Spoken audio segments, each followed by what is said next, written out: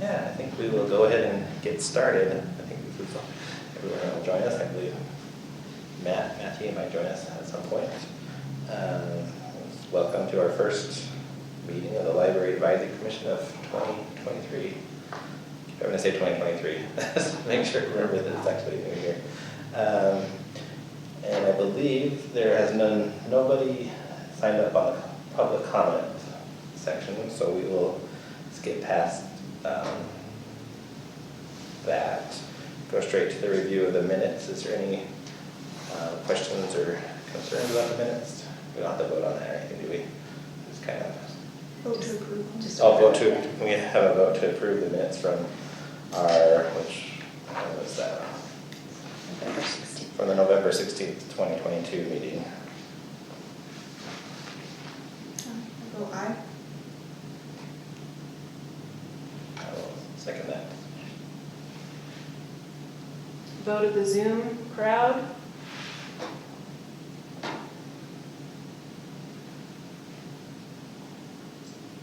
I approve. Chelsea approves.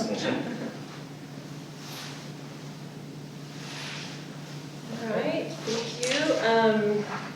We talked in our last meeting about our really big project. It turned into an even much bigger project, but was very successful, which was our migration to a new ILS, integrated library system for the library.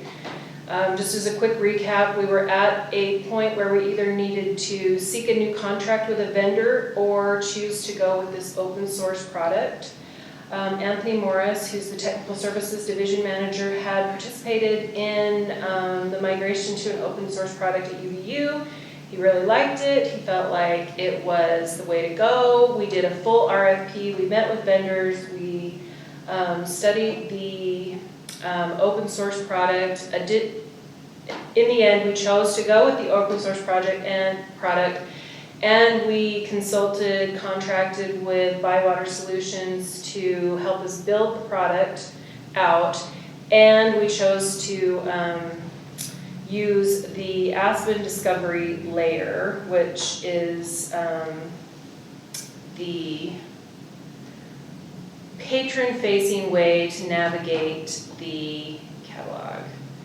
So let me get into, sorry, we had a little tech catastrophe right before the meeting started, so let me open up Google and bring up the library catalog.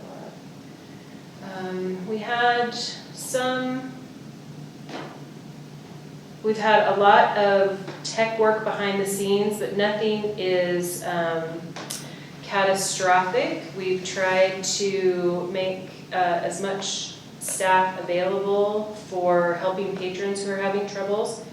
We haven't had a lot of troubles, but we did have to, in the case where patrons were using more than one card, they had a lost card or multiple cards. We have had to work on that just a bit, especially when it came to overdrive. We had to make sure that we were designating correctly, and that was, I don't want that, sorry. Let's see.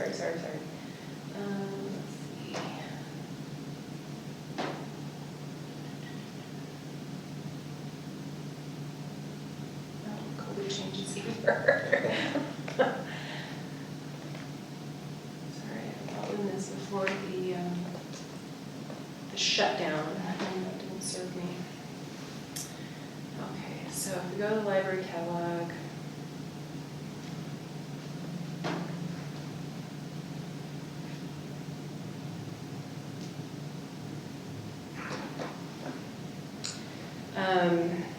this may look familiar to some of you.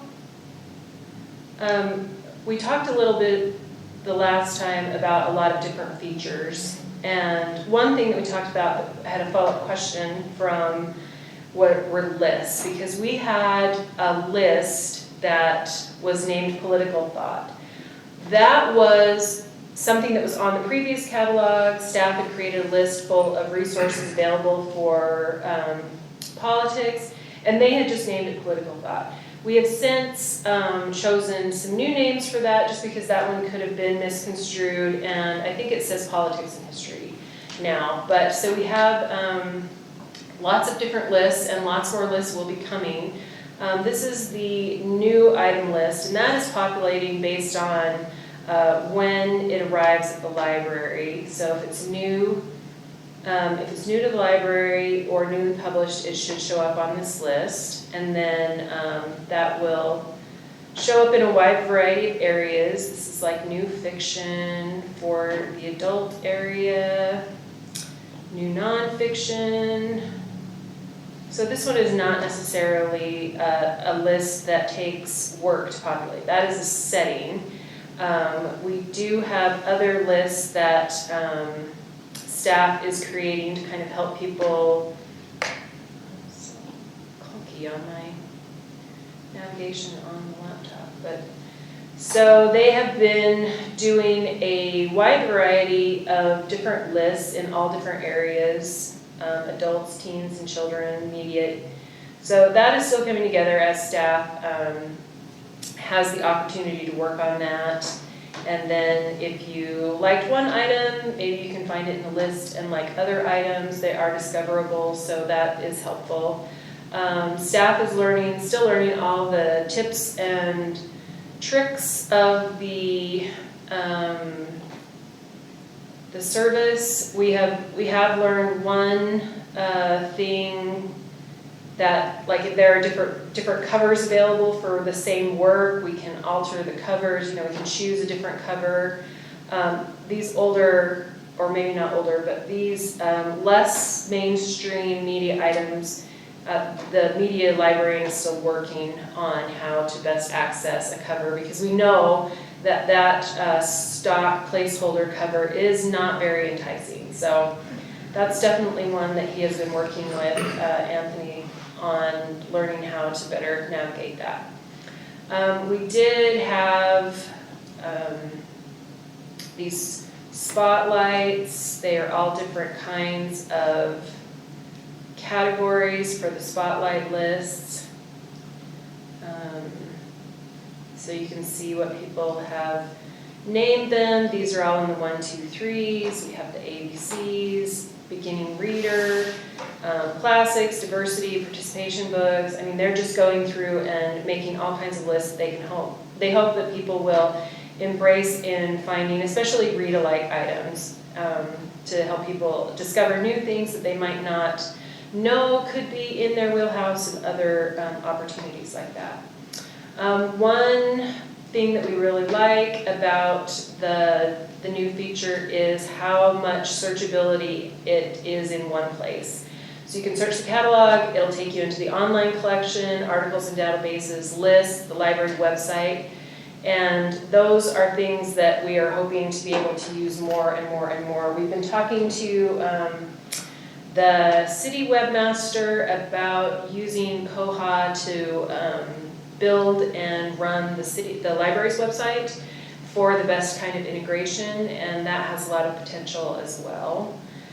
So I think the biggest sticky wicket for patrons was the resolving of any multiple card issues that may have temporarily stopped them from using Overdrive through Libby, which is a very popular service. So staff was ready to tackle those situations. Some cards have been merged, some cards have been purged, all the things that needed to be done. So that was one of the challenges for patrons.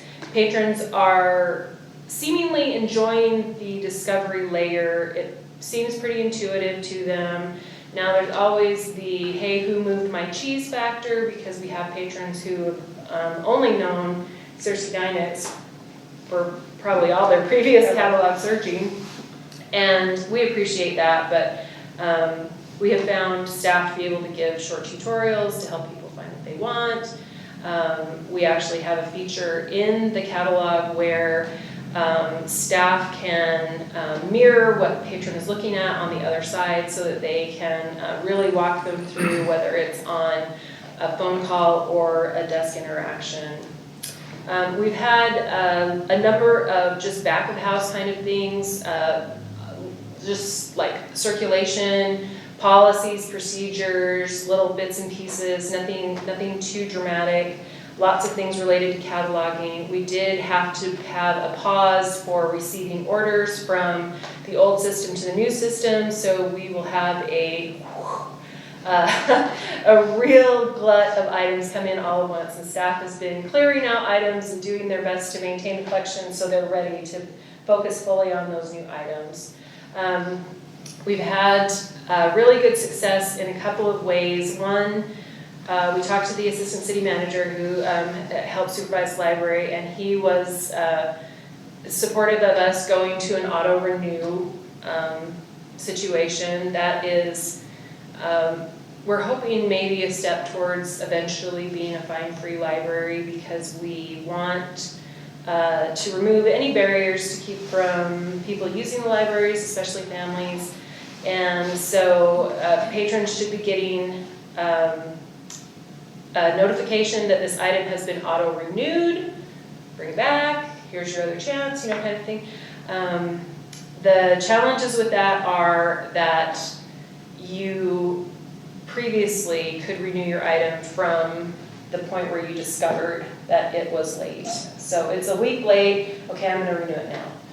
Now, the renewal goes 3 weeks from the time it would have been originally due. So we're trying to help people understand that through education efforts, but I do think it will be helpful for people who are keeping track of a lot of family items, lots of different moving parts and pieces that things get left behind, or we've been out of town, all those kind of things. It just is one step of convenience to help keep them from racking up fines. We don't renew the media items, so there would still be a cost there, so they're trying to make sure that people understand that as well. Have you guys had the chance to use the new catalog? Do you have any concerns or questions that you would like us to pursue the answers to?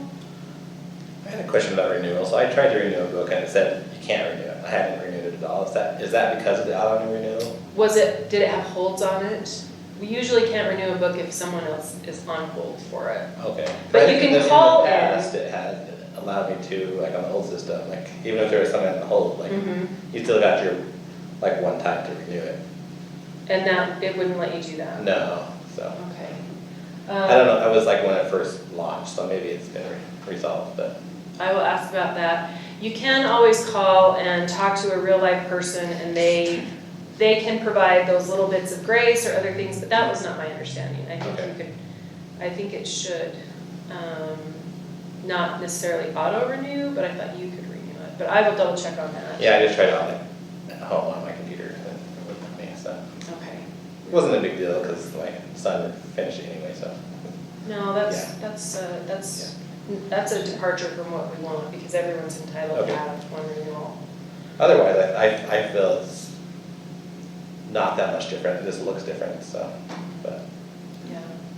I like it, and I was using it today to look, because my son who's in 3rd grade, he was doing the battle of the books, and it was nice to have a list, like I looked at one book and it's just like, oh, here's the list of all of them, so. Yeah. That was pretty helpful, instead of having to type in each of them one at a time, so that was nice. Yeah, I liked it. I requested some books today and it worked really well. Good. Good. But if there are other questions, definitely you can shoot them over to one of us. I'll follow up on that one, and somebody will check in with you on it. And if there are things that you feel are just not working for the community, let us know, because we're not trying to view this from the everyday user lens. We're trying to view it from the community user lens. So there are lots of different items that are very high potential for customization, for changes, but there are going to be differences. But we like it so far. We're pleased. It's just finessing the back of house items. So they've been still working on that. and I see all the emails that come in, so I know that the consultants have been very interactive with us because there are many, many emails back and forth. But luckily, I don't have to understand all of them. But. So, what is your preference on the chair and vice chair election? We talked last meeting about Jonathan moving from vice chair to chair, so we just want to take a vote on that, and then vice chair, do nominations, Yeah, I don't know if there is likelihood that new people will be appointed. I don't know. I need to check in with Matt Aaron. Yeah, there's nothing for the last couple of meetings, not of his schedule. His conflicts, so. Also want to do the chair now, and then hold off until we have new people appointed. What do you think? I think it'd be great to do the chair at least for now. I think so. But I'm happy to see either chair for now or chair and vice chair for now. It's all good for me.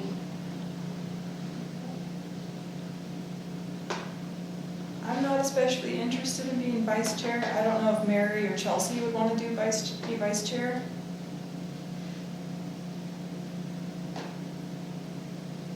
Were you guys able to hear Yeah. that?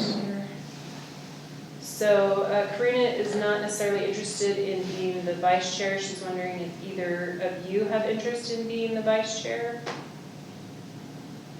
Shaking her head no. We may need to put a pin in that one, We but can hold off till next meeting, hopefully. we have great Hoping faith. by March we have a full More, commission in place, so. Yeah, for sure. so with the chair, if you can just take a vote if you want to So do I need to make a motion. Yes, I make a motion to make John the chair. So we have Second. a motion for Jonathan to be the chair made by Karina. Do we have a second? I'll second it. Second by Mary. And then your votes, please. Aye. Aye. Aye. Aye. All right. Wonderful. Thank you so much. Staff has been working on some new activities for the year. This adult reading challenge is one that they're trying to push early and get people excited about. This is a very kind of personalized challenge because I think the advertising is more geared towards not necessarily reluctant readers, but maybe those who have just backburnered reading. So it's 15 book for the year challenge, but with Beanstack there are a lot of additional ways that they can track their reading, and so we're excited about that. They have put together this kind of a challenge with different categories. So like one is something recommended by a librarian. There's one like poetry, a banned book, a fairy tale retelling, an appealing cover book. So there's lots and lots and lots of different things that can be selected for the challenge. Should be something for everyone there. They continue to have pretty good luck with the reading challenges for kids, so they're hoping that adults will join in. They're also doing book clubs as they did previously, and there are lots of opportunities to join in discussions related to reading and other things like that. But if you guys are interested in that, join the challenge, give staff some feedback on it. We're using Beanstack, which is the same program that they used for tracking summer reading kind of a thing. So hopefully it's user-friendly. We've really enjoyed using it for summer reading, so we're looking forward to seeing all the ways that we can expand that. We We had a really good holiday season out in the hall, lots of concerts. We were able to get new risers from the care program this year, so that helped with a lot of the groups feeling good and safe. And so we had a good season with that, and Storytime was on hiatus in December because they take certain hiatus months off, but that has come back and been popular. Other things going on in the library are a lot of physical issues. We are leaking like a sieve. We have, this rain is putting us to the test.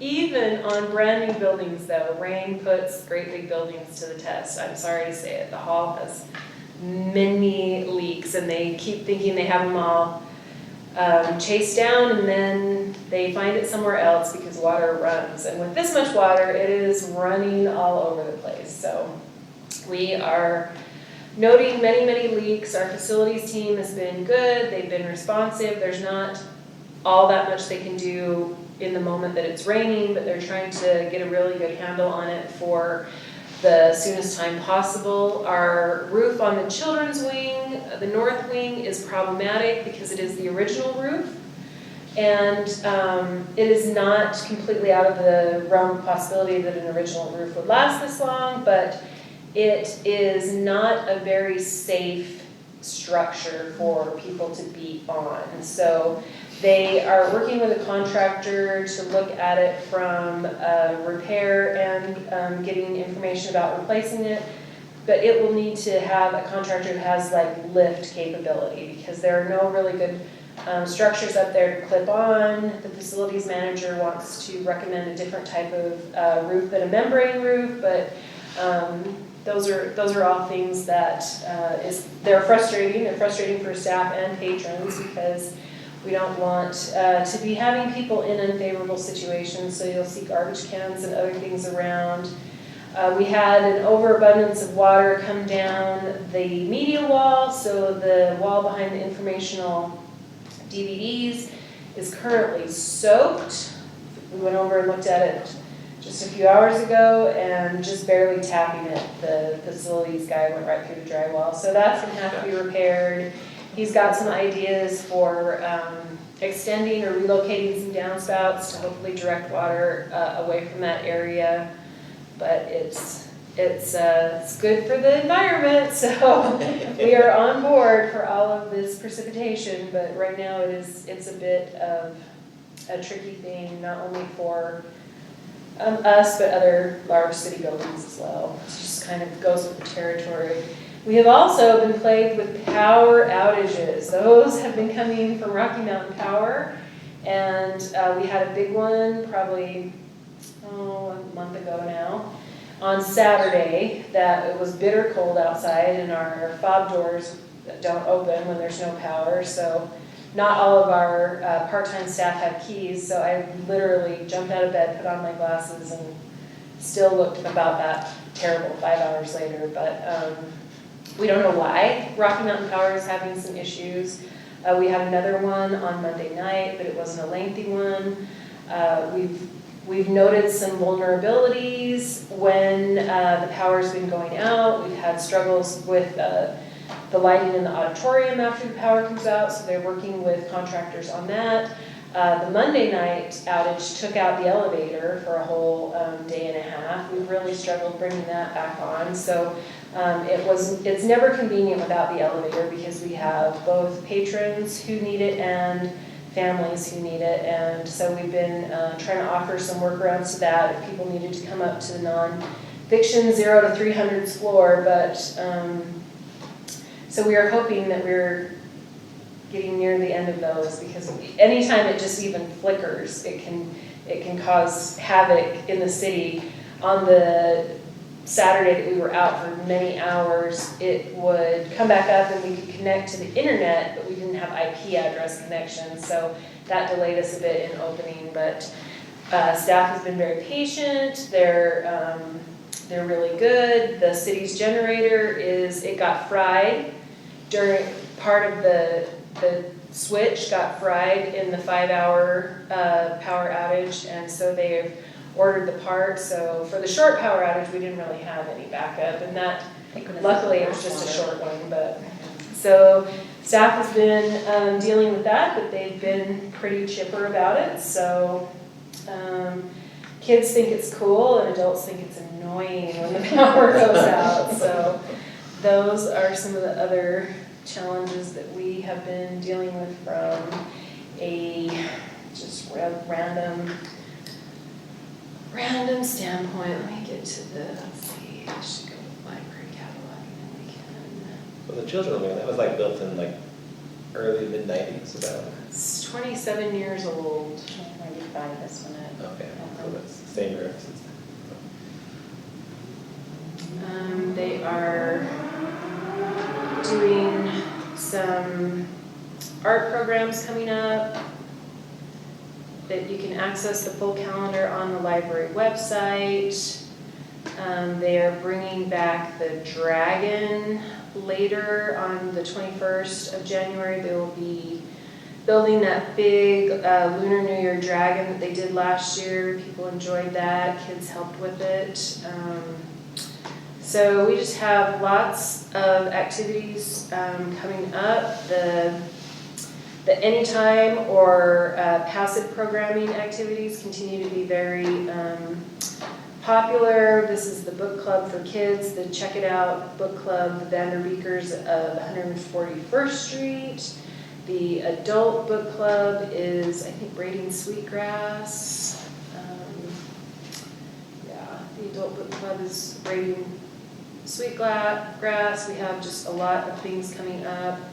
We have a museum bus coming in February for Black History Month, so I think it is coming on a Saturday, so look forward to that.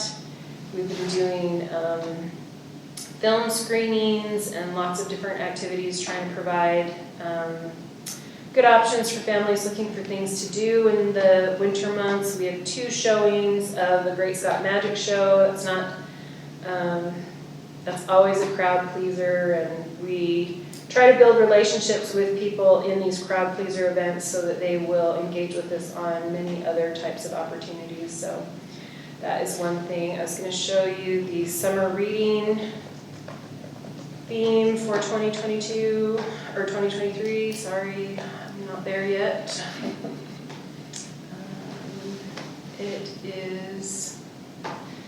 It is called All Together Now, and the first time I saw that, I thought, oh, is staff doing something based on the All Together Playground? But they are not. It's the national theme. Last year it was Oceans of Possibility for everyone in the country, and this one, that's a manual, but this poster is pretty well recognized. So they're putting together lots of activities for that, and they'll still use the bean stack, but that'll be the theme for this year, so that's a fun and exciting one. We're happy to have one that allows for lots of creativity, and it's not, Oceans of Possibility was super fun, but it's a little more narrowly focused in terms of different things like that. We are advertising right now for a children's librarian. Rita Christensen, our children's librarian, took a job with Salt Lake Public. She is doing training for their equity, diversity, and inclusion activities. So her last day was on Monday. We ushered her out in a really lack of fanfare because the power was out. So she's been great. She's just devoted so much time and energy to our children's area, and we wish her all the best. So we are recruiting for that, and we'll probably reach out to you and see if you would be interested in maybe helping with the interviews, just because we like to get good perspective on some of the different positions. We had everyone else that has filled new positions with retirements is doing great. We had a lateral move of an associate from our collection maintenance down to acquisitions, and they're doing very well. And then our new associate librarian over collection maintenance is doing extremely well. She came to us from being a school librarian for many, many years at Tempe High School, and now she is embracing the back of house and tech services of preparing items to circulate and then keeping items in good condition to circulate. So we're excited about that. I may have mentioned previously that we had 2 retirements back-to-back in the acquisitions area. And acquisitions is one of those areas that gets a little more automated over time. So we were able to move one of the positions, still in tech services, to circulation. Previously, we've had one individual doing a full-time job in circulation and a lot of part-time employees, and they do an amazing job. They run a great crew, really valuable people to us. And then with this change, we were able to add a 40-hour assistant librarian to that area, and nothing that they're not supervising or other things like that, but they can take on different responsibilities because they're here 40 hours a week, and it really helps to stabilize when we have pivotal times. The beginning and ending of school years and different times like that tend to cause us to need more of our part-time staff, and so that can help kind of make those bridges a little bit easier for the staff schedulers to navigate. Other than that, I don't think we will have retirement this year, but we might. You never know. But so we went through quite a number of retirements and repurposing of positions. Not just last year. I have got no brain cells left from 2020 forward. I have forgotten everything we ever did and what year we did it in. But so we have really a really solid crew. We are not asking for an expansion of staffing during our upcoming budget year. We have a lot of facility requests to at least have evaluated. We really want to redo some bathrooms, and then of course the roof. Now we might have to, see which one the facilities team is thinking they could tackle, or sometimes we request money to be set aside over multiple years for those kind of things.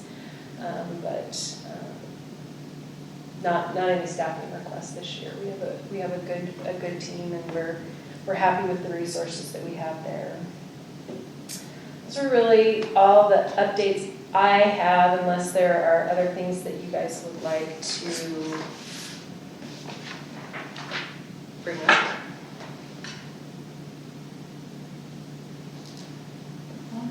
One thought I had with the adult reading challenge, I think it would probably cater to a different audience, but if it was more nonfiction. I think with where you're going, like directing it for people who haven't been reading as much, I think these are good categories, but I guess I'm kind of like nerdy, and so for me the idea of having a lot of categories that are in the nonfiction would motivate me. Yeah, they could certainly still add categories. I would think they could add those throughout the year, but I will bring that up with outreach. Karina's suggestion was that maybe the adult reading challenge could have a broader appeal to more people if they had more nonfiction offerings for those who like to read nonfiction. And I know that there's a really wide variety of almost all almost all fiction, and somewhere in between. I'm definitely almost all fiction. We read business books for city trainings and that, and I enjoy them, but sadly I am a fiction person. Well, I love fiction too, but with the challenge I'm like, okay, what can motivate me to read those nonfiction that are good, but Yeah. it's hard to be motivated. For me, I like them, but it's hard to be motivated sometimes to find them. I did join it. Oh, I really awesome. like Beanstack. I used that for the summer reading. It was nice, and I think even a lot of adults like that kind of more gamified. Like you get badges, and I think that's motivating to some people too. So I like that. I liked it too. I like the setup. It is fun to have things gamified, as long as there's no math. When they gamified the summer reading, in-house quest, and there was so much math in it, several of us, just tapped out because we were calling it Mathlantis instead of the search for Atlantis. So, but no, I could stand to read more nonfiction for sure. But that's good. I just had one question. So is the comments just something we're going to do every time now, or is it in thinking that we are anticipating ongoing Honestly, Concerns? we've never really had like a formalized kind of process for it. I think if someone showed up, they were welcome to speak. Right. But after we got direction from how to do it, I think we'll probably have to do it, just to comply with the Open Meetings Law Act, but we're waiting for the hiring of a new city recorder, so we can double check with them, but that's all I know. Okay. Just wonder if we were expecting some, or just. I'm always expecting some, because we've had a run in, different meetings, but I don't have any particular knowledge of any. Okay.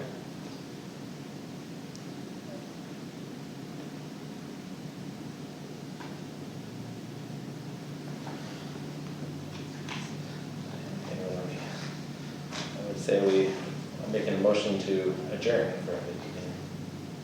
Okay, Jonathan moved to adjourn. Aye. Are you seconding? Oh, yeah, sorry. Karina second. seconded. All in favor? Aye. Aye. We will be looking forward to talking to you about some strategic planning processes. We really needed to get through the ILS. And so that now they're reaching the end of that, we are turning our sights to some different strategic planning areas and looking forward to some feedback there. So we'll be bringing that up in the future. But there's some categorized and kind of a roadmap of it that different of us have been working on, but we'll be bringing that probably part of the next meeting. Anything else we can help anybody with? Thank you guys so much for joining us today. We appreciate it so much. Thank you, Charlie. Take care. Have a good January. We're closed on the 16th, so don't see us on that day, but any other day we'll be around. All right, you guys take care. Thank you. Thank you. Good night.